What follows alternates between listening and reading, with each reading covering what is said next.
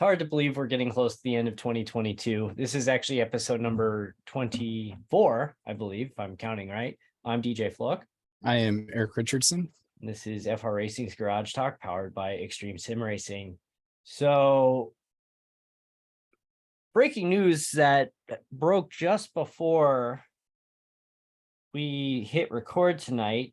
Marshall Pruitt of Racer.com is reporting that IndyCar Series marketing VP S.J. Ludke will be leaving the series on Friday, December 9th. And from my standpoint, we've talked about IndyCar and their marketing not being great. And, it's always, blame the person on top, blame the coach, blame the manager, blame the owner. And it's usually never that simple. I mean, there's usually fundamental problems with the organization. I mean, granted, Ludke was hired by the Holman George family previously and was carried over into Roger Penske's ownership. But I don't know. What do you think about that? No, it's going to be interesting to see what happens because clearly the marketing hasn't worked. And I would even say the fan base isn't what it was just 5 years ago. Yeah, it just seems like they're kind of in this stalemate, and they're watching, NASCAR. They're slowly trickling up in popularity. I was just reading yesterday about, NASCAR had improved ratings. They had better attendance this year. And obviously Formula One just exploded in the United States in the last couple of years. And IndyCar is on the verge of being left behind. And I mean, honestly, like if it wasn't, in my opinion, if it wasn't for the Indy 500, I'm not sure too many people would honestly care about the IndyCar series.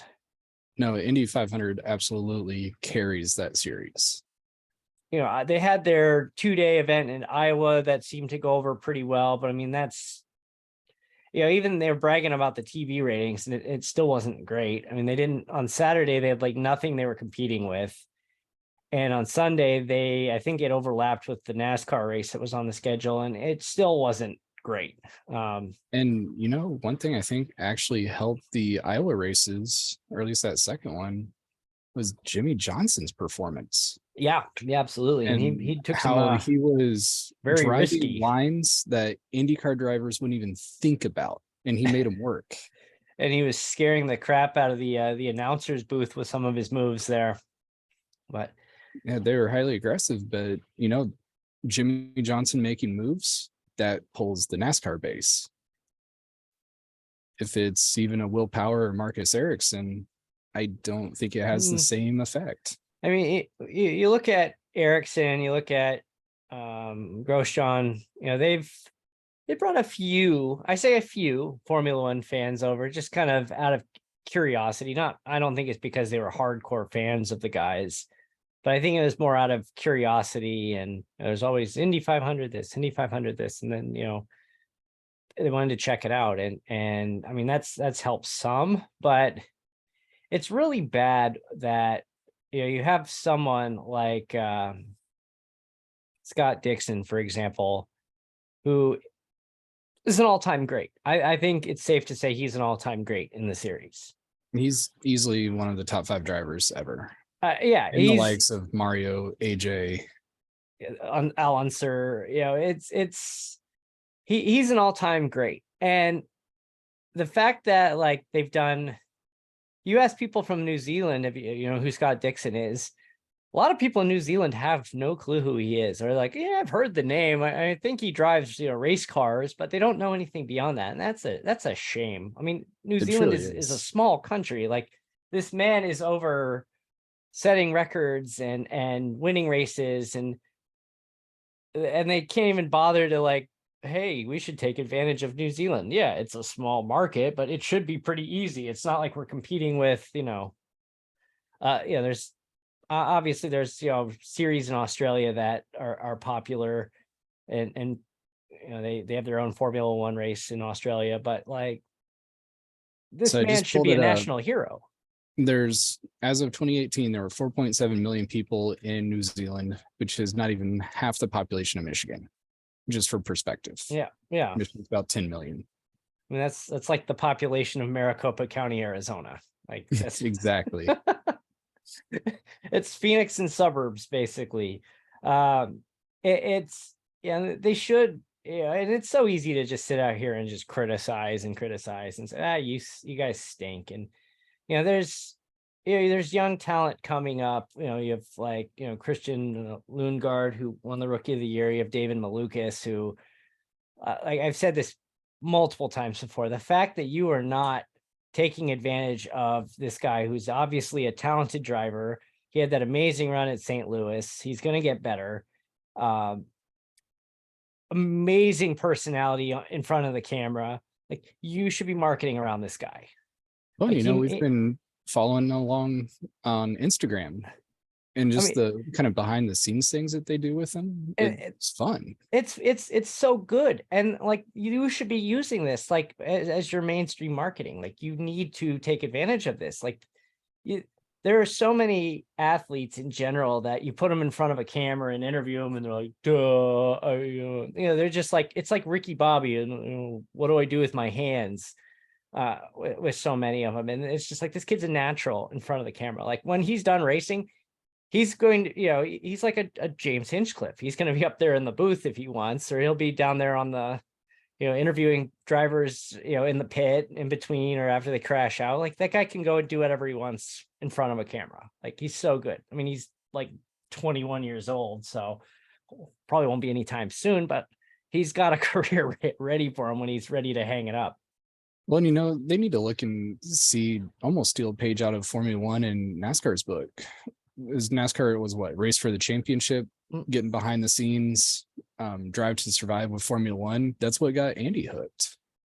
Yeah, absolutely. And if IndyCar pulls that page and kind of starts to humanize these drivers and show who they are in addition to being a race car driver, you can pull some fans in and really get a base to support them. And you need to not just make the platform and put them out, let them put themselves out there. You need to put it in a place where people actually will see it. NASCAR did their race for the championship on USA, or it was on USA, or they had it on Hulu or something. Like, I don't know, but it was more or less accessible. It was on a really awkward time. I watched probably 3 or 4 episodes, and they were good. They were really good. I enjoyed it. I love seeing, they'd follow like Harrison Burton around, or they'd follow Kyle Busch around, and you'd see Kyle Busch with, interacting with his family and his kids. And it was, it was a very different side of Kyle Busch that we, we rarely ever see on the racetrack. You don't see. And it's just like, wow, like, his family seems to actually like him. he seems to be a very good dad. His kids, were, clearly like, he's doing something right as a parent, which is awesome. I mean, I don't think he's a bad guy. I think he's, I keep seeing him pop up on Instagram and TikTok. Yeah. But his wife might be dragging him in, but he's there and he's doing stuff, which is kind of fun to see. They just didn't do a great job getting that out there. Like, there was the initial people tuned in for the premiere, then in week 2 it dropped off, and then honestly I kind of forgot about it just because it was on at like 10 p.m. on a Thursday night or something like that. It's like, you need to get that onto a streaming platform like Netflix, or something comparable that people have, that people can get to, and not Peacock. If IndyCar does it, I almost will laugh if they just put it exclusive on Peacock. They will. They have to drive it so hard. They're probably going to have to put it on Peacock, probably because of contractual obligations. And yet I will absolutely watch it because I have a Peacock subscription for some. Well, no, there's a good reason why. I do like watching the English Premier League, and I kept it. I usually would cancel it in May, but I keep it for the IndyCar stuff now. But there aren't a lot of people doing that.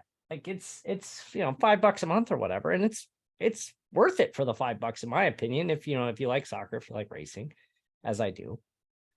But you got to get it out there. Don't have Peacock. Got to get it out there. That's half the battle. Formula One made like Formula One, and we said this last week with Andy, that they do such a great job on the presentation aspect of it. Like the racing at times is very boring. And it's like, if NASCAR were, It's boring racing, but they're pulling the fans. Yeah, they're pulling the fans, and they are able to almost kind of Hollywood it up a bit to make it exciting. I mean, there are times where I will kind of zone out a bit, but even it's like, okay, Max Verstappen has a 20-second lead in first place, unless he, has a problem with his car, he's winning this race. But they are going and they're focusing on, the other drivers, because people care about what is Lewis Hamilton doing? What was Sebastian Vettel doing? What is Ferrari going to screw up this week? Like, there were these storylines that people clinged on to and cared about. It's like, yeah, Lewis Hamilton's battling for 6th place right now, but people want to see that almost as much as they want to see a win because of just how well they present it. Well, and you have Hamilton, who's an all-time great. People want to know, why is he in 6th place? Why is he not out front? That's the story for another day. Well, and actually, another side note, Ferrari, what was it? Their general. Yeah, their Binotto was he's been with Ferrari for, I think they said 33 years. He's moving on. And they said that the reason, well, Ferrari was a mess when he came in, and they were competitive this year for a while. I mean, it was, they had a few technical problems. They had their couple of moments, but it was mostly, self-inflicted strategy blunders that did them in this year. Yeah, week 3, it looked like Leclerc was going to just run away with the series this year over Verstappen, but then it just went. Just completely flipped. The script completely flipped. I mean, week 1, you had both Red Bull drivers as DNFs. I think it was DNFs. I mean, they both they did not, there were no points for either Red Bull driver, and they ran away with the constructors. They ran away with, the world championship. Checo almost got 2nd. Like, it's just that light came on for Red Bull and off they went. But anyway, go ahead. No, sorry. The last point I wanted to make on Formula One, and I love music. I know you're a big fan of music as well. Yep. Formula One hired a movie composer, Brian Tyler, back in 2018, and said, here, we want you to compose an epic theme song for us. And that he did. He has the theme song that you hear as they're doing the driver intro when they start the broadcast. Then they have the kind of the longer build-up version as they're going through and showing the driver lineups and the map. And I don't care like how bad the race is. After, hearing that intro for about 60 seconds, I'm pumped up. I don't know about you, but I am like super pumped after hearing that intro. It's just so epic. I mean, the only criticism I've seen of it is that, like, it sounds like a kind of half-assed Marvel movie theme song. And yes, Brian Tyler did compose music for the Marvel movies and several other pretty big name movies, but it's this theme is already on iconic levels, and people love it. Can you tell me what the IndyCar theme on NBC sounds like? Yeah, I can tell you. Can you tell me, and NASCAR, they just used the NASCAR on Fox song, which, we've heard that for 20 years now. I mean, it's good, but it's not NASCAR's song. It's NASCAR on Fox. NBC has their own kind of version that they play for the broadcast, but NASCAR had a song that was called Thunder, early 2000s, I want to say. In the NASCAR video games, they would loop that song as the game would start. Do you recall this? I do. It's like they need, like, it was good. Like, I don't think it's as epic as the Formula One theme, but it was still good, and it's still recognizable, and they'll still play it like, playing the legal disclaimer of no unauthorized rebroadcast, blah, blah, blah. And they play that in the background, but it's like, bring that back as the theme. Forget about NASCAR on Fox theme. Forget about NBC on Fox. Give them a theme that can follow them year round, that people can relate to and get that song stuck in their head and look on iTunes for. The one song I would want to see NASCAR just theme out and You know which one I'm I going. know right where you're going with some Which one do you think? with some Molly Hatchet. Yes, flirting with disaster. The I theme mean, when song you of got Chastain out there, I mean, you're flirting with disaster. the I mean, theme how song awesome of would that be? the theme song of NASCAR 98. But and I showed you this week, I bought NASCAR 98 on eBay for like $3 or something like that. But they fire up the game, the loading screen, they play that song, and the announcing in early PlayStation wasn't exactly like very good, nowhere near as like the Formula One game today is. But I think it was like Bob Jenkins and maybe Benny Parsons EP. and the late great Benny Parsons. And they're like, whoa, that was it's just these like one-liners. It's like, oh, he passes for the lead. And then Benny Parsons, so you make a dumb move or wreck, like, what was he thinking? Something like that. But We got a shout out to the late great Bob Jenkins. Yes. Oh my God. Yeah, he just passed away like a year ago. And fellow Hoosier native. He is. Yeah. I honestly I had no idea he was sick. I think he had died of a brain tumor. But yeah, there's another legend that we lost way too soon. But yeah, remember we'd fire up the game and we'd go in and we'd come out there and it would be like Daytona or Bristol or wherever we went out there, and it'd start playing Flirting with Disaster. And if you don't know this song, go find it, because it is like the most stereotypical, we'll call it Southern rock song that you will ever hear. I mean, you almost think it was like a knockoff Leonard Skinner. It probably was. Molly Hatchet, Flirting with Disaster. I don't know if Molly Hatchet was really known for too much else. Maybe I'm probably insulting somebody by saying that, but I know of Molly Hatchet because of NASCAR 98.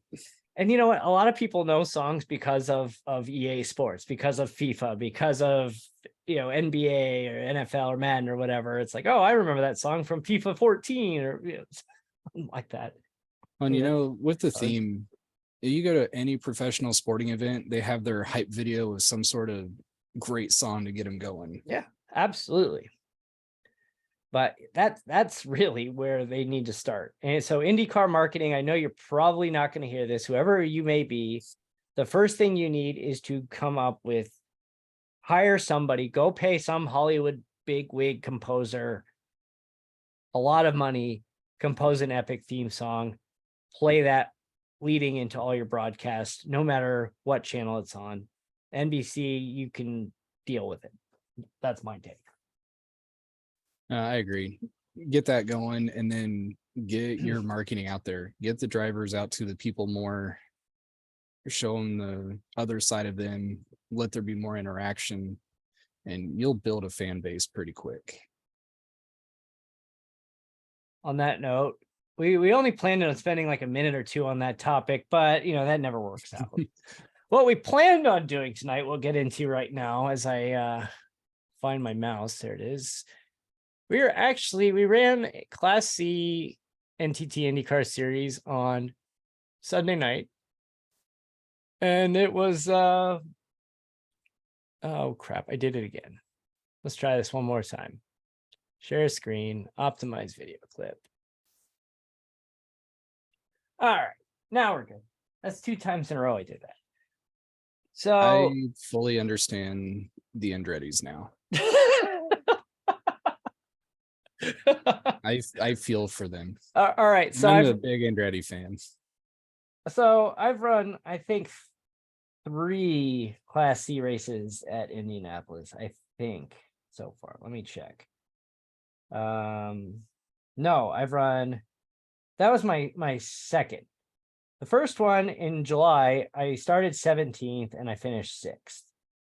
This time I started 10th and finished 7th. And yeah, we were both in both of those races. You joined me. We were put in the same split. We're going to show what happened to you here in a moment, but before we get to that, I want to show you something that happened to my brake. So if you notice down here in the corner, you can see my brake is on.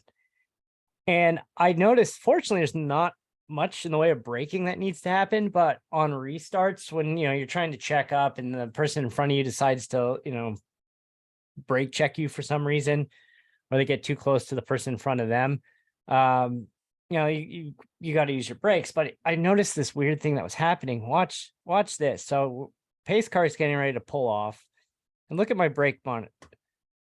Notice my brake's not moving.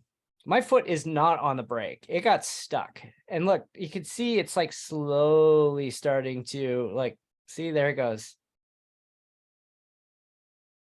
And look, I'm just getting blown away because my brake isn't. And, I just have this terrible start, which ended up honestly helping me at the end. And we'll show you why here in a second. But I still don't know what happened there. I went out of the race after it was over. I milked it. I managed to make my way through it despite having this problem. And look, I'm on the backstretch when the brake finally clears. I still do not know what happened, but I went out afterwards and I went into the Sim Magic Manager. And this is, this can run in the background here, but the Sim Magic Manager is here's your brake. And I went and you can adjust like the dead zone on the low and the high end, and you can adjust your dead zone and how, the linearity of the pedal for how, like when you press it at a different force, how it takes, if you want to keep it steady, or if you want to put a little bit less force on the low end and more force on the high end, it's personal preference. And this is kind of, it's not quite straight, but it's, it's a little bit higher, and it kind of tails off a little bit at the end. So this is kind of what I messed with on my profile. I took the force down just a little bit, and I put a little bit of a dead zone on both the front end and the high end. And the first thing I do is I go right into it and I push the pedal, and it goes right up 100%, comes right back down to 0. And I don't know what happened. I think something glitched in iRacing maybe. I went right back in. I went into my calibration, and I stepped on the brake. It went up, it came right back down. So I have no clue what happened. I was just looking. I think I tried 6 of these races at Indianapolis, and I got taken out in all 6 of them. So I got to hang in the back with me. Indianapolis, it honestly is almost like a Talladega or Daytona, because the track is narrow and there's a singular line in the turns. All right. So this is you're getting ready to start lap 6, and you can see your race is a 50 lap race. And and I just passed to take 3rd place. So you can see the green car up here in turn 1, who's just sitting on the track, and then he turns right into you. And then the guy behind you runs up your backside. And another car hits us behind too. And Mr. Brown here, actually, I think he finished, Bradley Brown. Yeah, he finished 5th. So he witnessed it. And I think he made some comment on like, what in the bleep was that? I want to see this. So we need to go on board of that green car. Yeah. At some point. Let's, it was him. It was 17. So Yeah. back it up. You got to keep going. This starts way. Yeah, back. it's like, I want to know what he had to have just trolled the race. It doesn't make a lot of sense, but we'll watch this from a couple angles. But here he comes crossing the line, and it's just like, what were you doing? I've never seen somebody lose it on a straightaway like that before. Well, I think it was intentional. I think so too. And then he comes back on the track. Those two guys narrowly miss. That's 1st and 2nd. And then he loses it again, takes you out, takes the other guy out. And then that guy loses it. I see the smoke and I see it. I'm already slowing down, but I'm still probably going like 180. Well, we can see.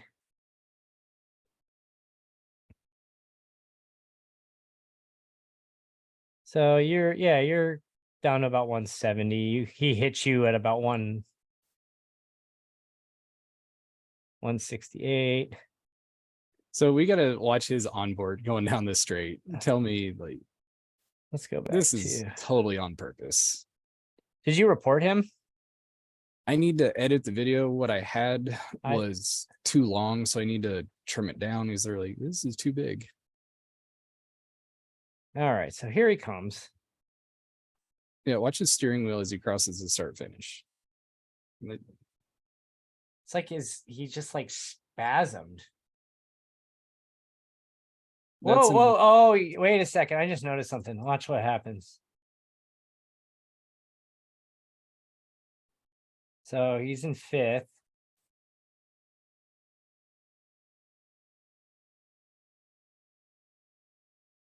Okay, so he shifts to sixth.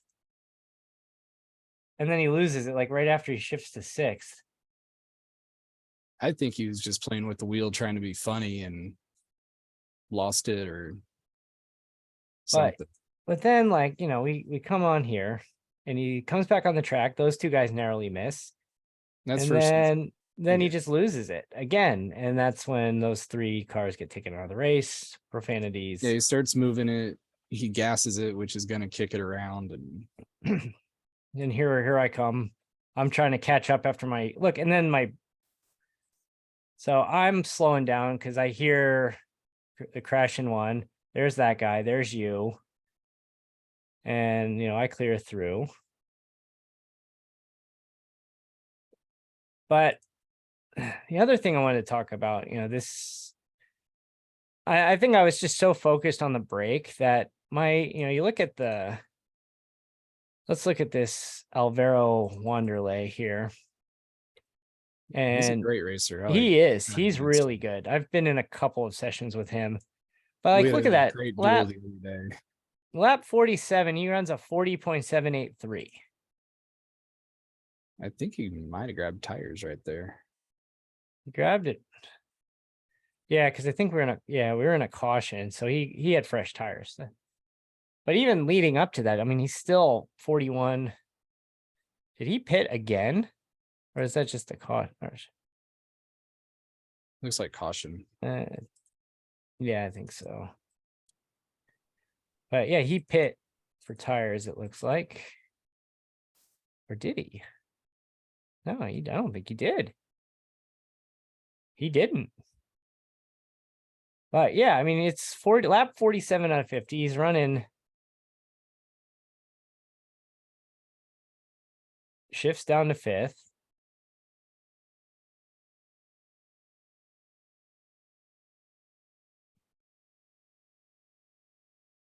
Just really smooth.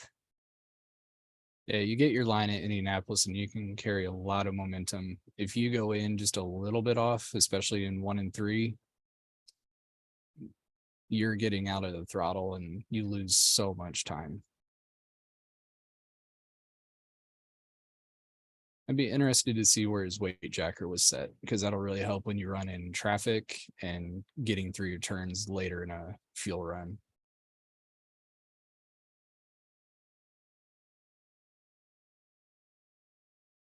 No, Wanderlei is a blast to drive against. Yeah, he's really good. Game. Yeah, he's definitely.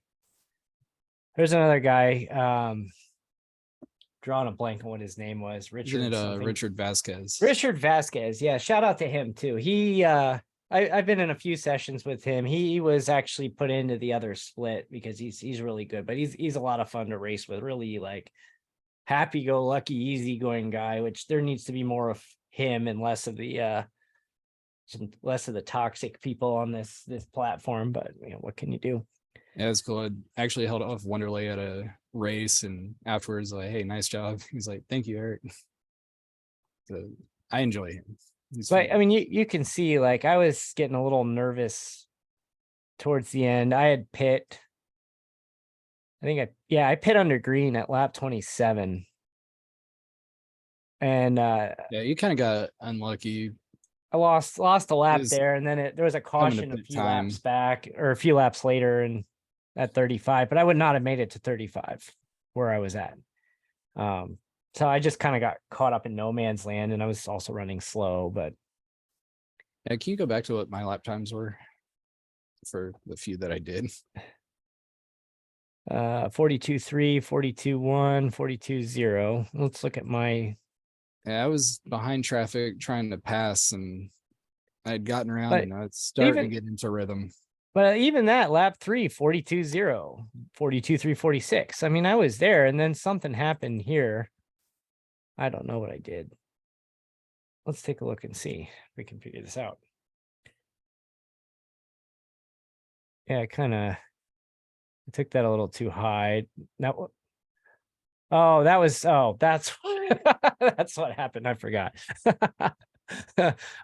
I slowed down to get around that ear accident.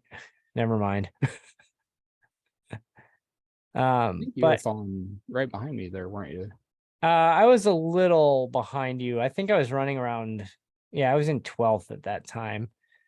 But like, let's go to the end here. I mean, I'm obviously going to be slower, but I even ran a 42.255. There's just not a lot of consistency. I went from 43 flat to 42.255 up to 43.267, 43.5, then down to 43.2, and then I finished a lap down, lap 42.773. So consistency has been my problem. Like it's like I am fully capable of running good laps. I just need to be able to consistently run laps. And you'll see if you look at some of these slower coming out of turns, I wobble a little bit or I don't enter properly. So I don't have a great exit coming out of them. I mean, And that's been the biggest problem. a lot of it really is just running laps and getting used to the tracks and getting used to doing it in traffic too. That's the other thing. I was actually sitting in 6th and I was just kind of struggling towards the end. I ended up letting the 6th place finisher behind in front of me just go, and I'm like, I'm not going to fight this guy because I'm not in a good shape right now. Especially I was dealing with the brake problem. But I mean, it was definitely another good learning experience. I know the mistakes I'm making and what I need to do next time to get around that. So Yeah, I kind of wish Indianapolis wasn't the week of Thanksgiving. I think I jumped in about 5 races and lost almost 2.0 on my safety rating. It was really bad. And everything was just people wrecking right in front of me. so what's on the schedule this week? Yeah, Xfinity running at Auto Club. I've done 2 of those races already. It's been fun. Delara Dash is at Indianapolis. Yep, need to get in there for that. I did a test drive of the ARCA at Texas, and it's the new track, and it is actually a lot of fun. Really? There's so many complaints about Texas. At least solo, I had fun driving it. And then this disaster of a track. Like, what Yeah, is we will that? not be there. What is that? And I think the trucks are at Atlanta also. So I'll be jumping into that and Yeah, probably it's on Sunday. older Atlanta too. It was the 2008 config, not Atlanta Super Speedway. I think on Sunday I'll jump into the IndyCars at Atlanta. This could be fun. Take your Skip Barber into Long Beach. I actually don't have that car. I picked that one up. But on the news front, iRacing announced in their next build, Virginia International Raceway is moving to the free, and I just bought it a couple weeks ago. And fortunately, if you bought it less than 90 days, they will refund your money. So that works. And they got a new car coming out too. That's a free one. Yeah, I did see that today. I didn't really look at it, but it looks like they're trying to push more of the GT style racing on the rookie Class D level, which That'll is be cool. good. I definitely need that. I think there's a lot of, I think that's one of the complaints is that on the Class D level or the rookie level, you're doing Formula V, which is fun. You got the Mazdas, you get into Formula or the IR04 at Class D, Skip Barber at D, the USF 2000. But yeah, I mean, you don't get into the GT3s until I think You Class have a C. team race at Class C and then sprint when you get a Class B license. which I am most certainly not ready for yet. I'm No, sitting I on a need Class C to license, but I'm work on my not sports ready. car racing. I probably need to go back to the Mazdas and Formula V's and spend some time. V's are such a weird. It's hard because of the rear engine. There's so Yeah. much weight. Yeah. Oh, top of the hour just locked. Yeah, my preference still by far is ovals. ARCA, Yes. Xfinity, trucks, IndyCar, I think it's a lot of iRacing. I think it's a lot of fun. I just the like the GT style, but I mean It's it's intense, it is definitely intense. at least for me where I'm at right now. So on that note, I think we'll wrap. I don't know. Final thoughts? Close out of the screen. No, it's gonna be fun to see what IndyCar does here as we move into the 2023 season. I've seen on Instagram they're starting to hype up Long Beach already, which is good to see. Hopefully they have races there. It's kind of nice to have a little bit of downtime on the racing, just to hang out and get ready for this next season. I need to get into a Delara Dash at Indy. Yeah, I haven't done that yet. It's kryptonite. Yeah, I mean, you've won though at Indy, haven't you? I have a couple wins at Indy. One was because there were two drivers and one crashed. Win's a win. Hey, like Vin Diesel says, doesn't matter if you win by an inch or a mile, winning's winning. That is correct. I'm looking at the We got week 13 coming up next oh, week. there's a couple names I recognize in here. But my goal, it's like, yeah, you start to see something, you don't know these people, but you recognize the names when you start racing in series regularly. And it's just, my goal is to not be the others like, oh no, he's racing with us, as in, oh no, that guy is so stinking good. I'd rather be that. I don't want to be, oh no, he's gonna just screw things up. There's a couple names that There's some I run from. that we when we see them in the in the practice session beforehand, we're like, oh no. It's kind of nice in the Xfinity race I did last night at the start. The guy starting behind me, like, hey, you're blinking. So it's nice to like, hey, thanks for letting me know. And then I heard like with 10 to go, I was blinking and I hung out behind and wasn't really trying to push because I didn't want to mess up somebody's race until about 3 to go, where it's like, all right, I'm just gonna go for it. Yes, heck with it. Let's do it. Because I was holding better lines and I had better tire wear. So I'm like, I'm going. Too bad. So my next question for you is, have you purchased the Chicago Street Circuit yet? Nope, not yet. Might want to get that. Yeah, it's coming, isn't it? It's coming. Hint, hint to everyone who's on Wednesday Night Dash. It will be coming in the spring, and it's a lot more challenging than you would expect. I mean, you've had professional NASCAR drivers going out there and struggling with it. I just have this bad feeling that when the real cars go out there and actually drive this next summer, it might be a disaster. So do we want to set up odds on if they move the following races to Chicagoland Speedway after? It may be the segue to get Chicagoland Speedway back. I want Chicagoland to come back.